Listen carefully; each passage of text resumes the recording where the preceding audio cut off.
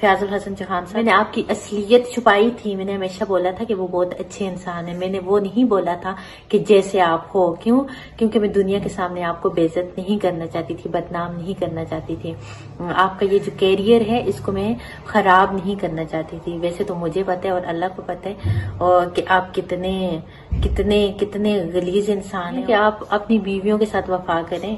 آپ کی بیویوں کو تو ابھی میں آپ کے کرتوت بتاؤں گی اور بہت جلدی بتاؤں گی، اور پھر ان کو پتہ چلے گا آپ کے کہ آپ کس طرح کے لوگ ہیں اور کس طرح کی حرکتیں کرتے ہیں. فیاض الحسن چوہان، نیکسٹ ٹائم میرا نیم مت لینا. اگر اپنی زبان سے میرا نیم لے کے مجھے کسی بھی طرح کی کوئی بھی بات کہیں سے بھی ملی تو میں ساری کی ساری باتیں آپ کو بتا دوں گی.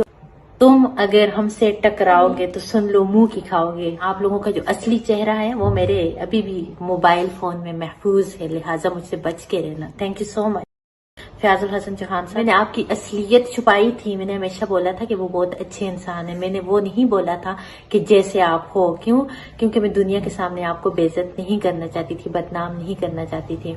آپ کا یہ جو کیریئر ہے اس کو میں خراب نہیں کرنا چاہتی تھی. ویسے تو مجھے پتہ ہے اور اللہ کو پتہ ہے اور کہ آپ کتنے غلیظ انسان ہیں. کہ آپ اپنی بیویوں کے ساتھ وفا کریں.